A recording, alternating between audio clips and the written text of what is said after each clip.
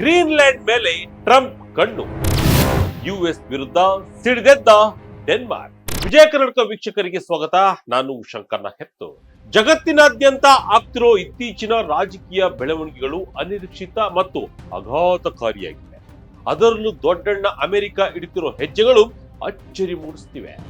ಎರಡು ಆತ್ಮೀಯ ಮಿತ್ರ ರಾಷ್ಟ್ರಗಳು, ಒಂದೇ ಮಿಲಿಟರಿ ಒಕ್ಕೂಟದ ಸದಸ್ಯರು ಈಗ ಯುದ್ಧದ ಮಾತುಗಳನ್ನ ಆಡೋ ಪರಿಸ್ಥಿತಿಯೂ ನಿರ್ಮಾಣವಾಗಿದೆ.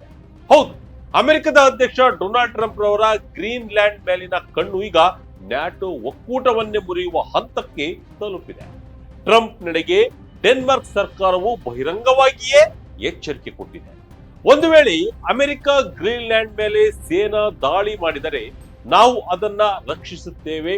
ಇದು ಬರಿ ಮಾತಲ್ಲ, ಇದು ನ್ಯಾಟೋ ಇತಿಹಾಸದಲ್ಲೇ ಕಂಡರಿಯದ ಬಿಕ್ಕಟ್ಟು.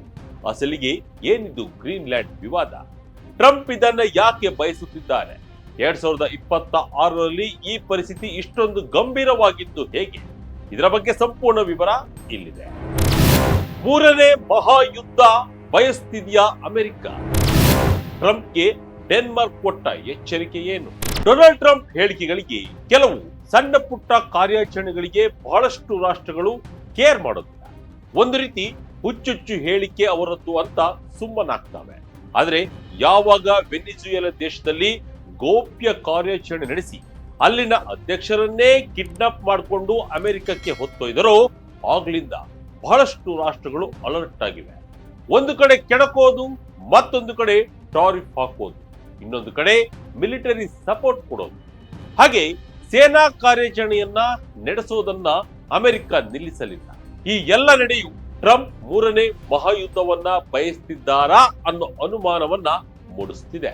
ಈಗ ಡೆನ್ಮಾರ್ಕ್ ಅಮೆರಿಕದ ಪ್ರತಿ ಹೆಜ್ಜೆಯನ್ನ ಗಂಭೀರವಾಗಿ ತೆಗೆದುಕೊಳ್ತಾ ಇದೆ. ಅಷ್ಟೇ ಗಂಭೀರವಾಗಿ ಎಚ್ಚರಿಕೆಯನ್ನು ಕೊಟ್ಟಿದೆ. ಡೆನ್ಮಾರ್ಕ್ ಸಂಸತ್ತಿನ ರಕ್ಷಣಾ ಸಮಿತಿಯ ಅಧ್ಯಕ್ಷರಾದ ರಾಸ್ಮಸ್ ಜಾಲ್ರೋ ಅತ್ಯಂತ ಕಠಿಣ ಮಾತುಗಳಲ್ಲಿ ಅಮೆರಿಕವನ್ನ ಎಚ್ಚರಿಸಿದ್ದಾರೆ. ಅಮೆರಿಕ ದಾಳಿ ಮಾಡಿದ್ರೆ ನಾವು ಗ್ರೀನ್ಲ್ಯಾಂಡ್ ಅನ್ನ ರಕ್ಷಿಸುತ್ತೇವೆ. ಎರಡೂ ನ್ಯಾಟೋ ರಾಷ್ಟ್ರಗಳ ನಡುವಿನ ಯುದ್ಧ ವಿನಾಶಕಾರಿ ಮತ್ತು ಅತ್ಯಂತ ಮೂರ್ಖತನದ ಕೆಲಸ ಅಂತಲೂ ಅವರು ಹೇಳಿದ್ದಾರೆ.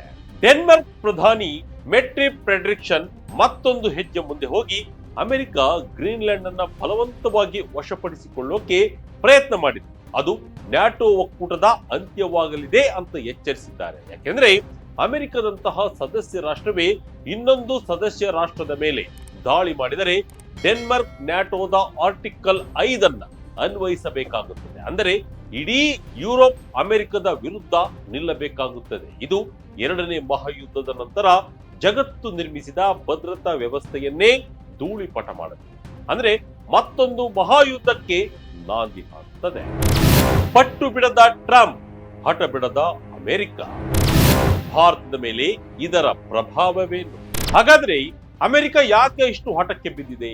ಅಧ್ಯಕ್ಷ ಟ್ರಂಪ್ ಗ್ರೀನ್ಲ್ಯಾಂಡ್ ಅನ್ನ ಅಮೆರಿಕದ ರಾಷ್ಟ್ರೀಯ ಭದ್ರತಾ ಆದ್ಯತೆ ಅಂತ ಘೋಷಿಸಿದ್ದಾರೆ. ಇದು ಕೇವಲ ಭೂಮಿಯಲ್ಲ, ಇದು ಅತಿದೊಡ್ಡ ರಿಯಲ್ ಎಸ್ಟೇಟ್ ವ್ಯವಹಾರ ಅಂತಲೇ ಅವರು ಭಾವಿಸಿದ್ದಾರೆ. ವೈಟ್ ಹೌಸ್ನ ಅಧಿಕಾರಿಗಳು ಗ್ರೀನ್ಲ್ಯಾಂಡ್ ಪಡೆಯಲು ಎಲ್ಲಾ ಆಯ್ಕೆಗಳನ್ನ ಪರಿಶೀಲಿಸುತ್ತಿದ್ದಾರೆ. ರಾಜತಾಂತ್ರಿಕ ಮಾತುಕತೆ ಮತ್ತು ಹಣ ಕೊಟ್ಟು ಖರೀದಿಸುವುದು ಅವರ ಮೊದಲ ಆಯ್ಕೆಯಾಗಿದೆ. ಆದ್ರೂ ಮಿಲಿಟರಿ ಶಕ್ತಿಯ ಬಳಕೆ ಆಯ್ಕೆಯನ್ನ ಅವರು ತಳ್ಳಿ ಹಾಕಿಲ್ಲ. ಅಂದರೆ ಅಮೆರಿಕ ಬೇಕಿದ್ದರೆ ಬಲವಂತವಾಗಿಯೂ ಗ್ರೀನ್ಲ್ಯಾಂಡ್ ಪಡೆಯಬಹುದು ಎಂಬ ಸುಳಿವು ಕೊಟ್ಟಿದ್ದಾರೆ. ಟ್ರಂಪ್ ರವರು ಕಠಿಣ ಹಾದಿಯ ಮೂಲಕ ಗ್ರೀನ್ಲ್ಯಾಂಡ್ ಪಡೆಯುವ ಬೆದರಿಕೆ ಹಾಕುತ್ತಿದ್ದಾರೆ.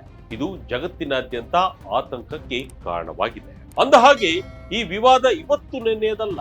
2019ರಲ್ಲಿ ಟ್ರಂಪ್ ಮೊದಲ ಬಾರಿಗೆ ಗ್ರೀನ್ಲ್ಯಾಂಡ್ ಖರೀದಿಸುವ ಇಚ್ಛೆ ವ್ಯಕ್ತಪಡಿಸಿದಾಗ ಡೆನ್ಮಾರ್ಕ್ ಅದನ್ನ ತಿರಸ್ಕರಿಸಿ, ಆಗ ಟ್ರಂಪ್ ಸಿಟ್ಟಿನಿಂದ ತಮ್ಮ ಡೆನ್ಮಾರ್ಕ್ ಭೇಟಿಯನ್ನೇ ರದ್ದುಗೊಳಿಸಿದ್ದರು.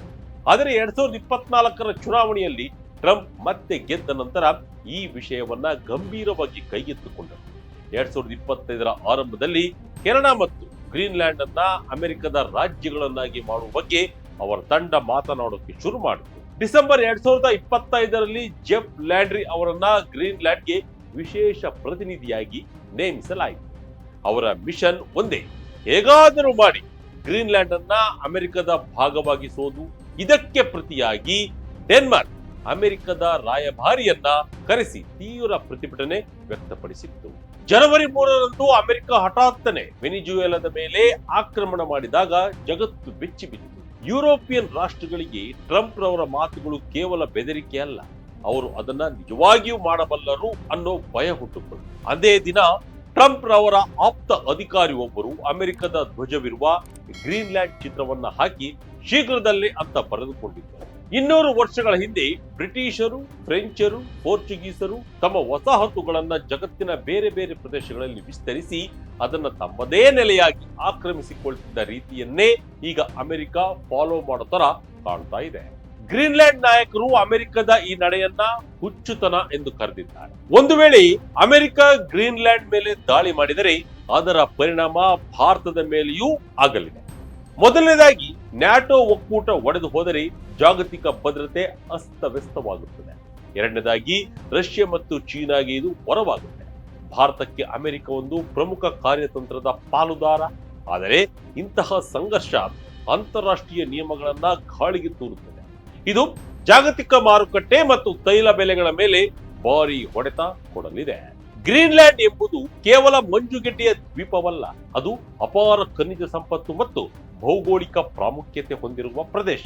ಆದರೆ ಅಧಿಕಾರದ ಆಸೆಗಾಗಿ ಒಂದು ಪ್ರಜಾಪ್ರಭುತ್ವ ರಾಷ್ಟ್ರದ ಮೇಲೆ ಮಿಲಿಟರಿ ಶಕ್ತಿ ಬಳಸುವುದು ಎಷ್ಟು ಸರಿ? ಅಮೆರಿಕ ಮತ್ತು ಡೆನ್ಮಾರ್ಕ್ ನಡುವಿನ ಈ ಬಿಕ್ಕಟ್ಟು ಎಲ್ಲಿಗೆ ಹೋಗಿ ಮುಟ್ಟಲಿದೆ ಅನ್ನೋದನ್ನ ಕಾದು ನೋಡಬೇಕಿದೆ. ಈ ಬೆಳವಣಿಗೆಗಳ ಬಗ್ಗೆ ನಿಮ್ಮ ಅನಿಸಿಕೆಯನ್ನ ಕಮೆಂಟ್ ಮಾಡಿ ನಮಗೆ ತಿಳಿಸಿ. ಇದಾಗಿತ್ತು ಈ ಕ್ಷಣದ ಇಂಟ್ರೆಸ್ಟಿಂಗ್ ಸ್ಟೋರಿ. ಇದೇ ರೀತಿಯ ಸ್ಟೋರಿಗಾಗಿ Vijaya Kanaka international YouTube channel, Facebook channel follow ಮಾಡ್ತಾ ಇರಿ. ಧನ್ಯವಾದ.